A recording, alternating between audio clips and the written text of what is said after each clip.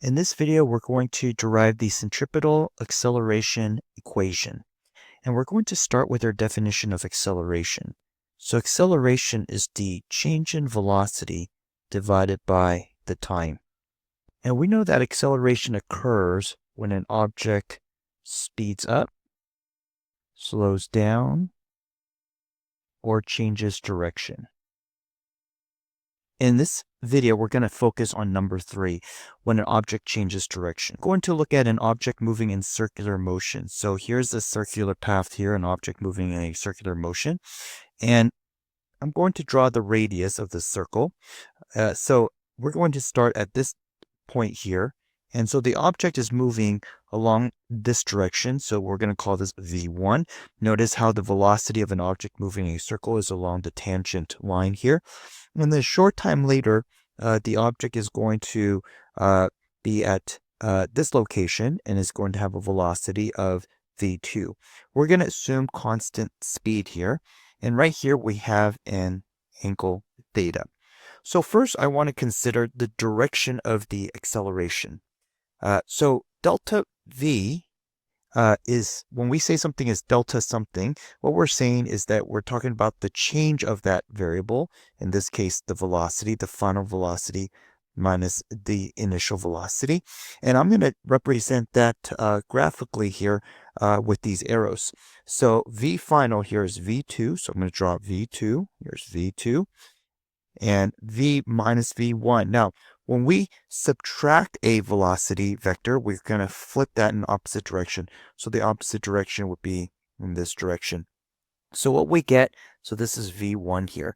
So what we get is the change in velocity. So this gives us the change in velocity, delta v.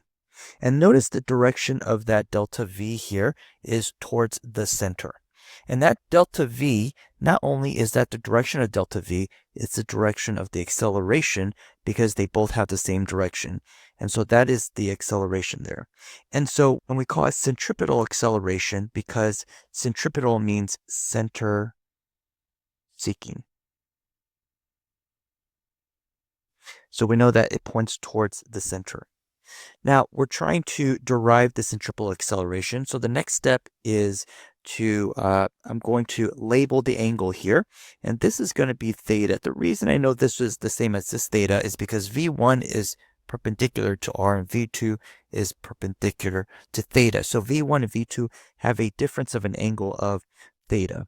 And then I'm going to redraw this angle here. So this angle right here, this triangle right here, I'm going to redraw that. So I have R on the sides of this triangle. And over here on this end here is what we call the arc length, And because we're going to assume this angle is actually a very small angle here, it is almost as if it was a straight line. It's going to be approximately a straight line. And we know that the displacement is equal to velocity times time.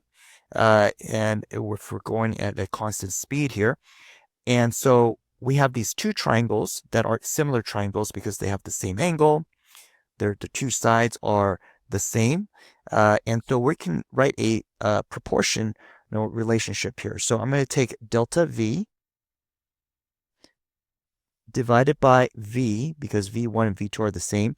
This is moving at constant speed, is equal to, and then on the right-hand side, I have vt, and then on the sides, the sides of this isosceles triangle, the r's are the same, so I'm going to write r.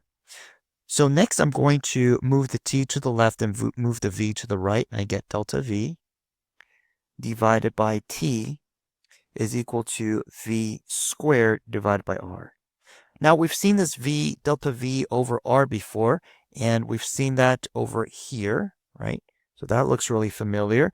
So I can come back here and substitute a for delta v over t. So a is equal to v squared over r. And notice that this acceleration is towards the center, so we call this the centripetal acceleration. And what this equation tells us is that if the velocity increases as you go in a circle, the acceleration increases. If the radius increases, like this is a bigger circle, the radius increases, the acceleration decreases.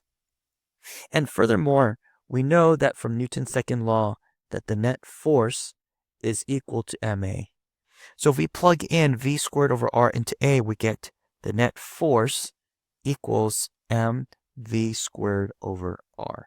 And because we know that acceleration is a vector and is in the same direction as the net force, and those are in the same direction, that means the net force is also towards the center, and we call this the centripetal net force.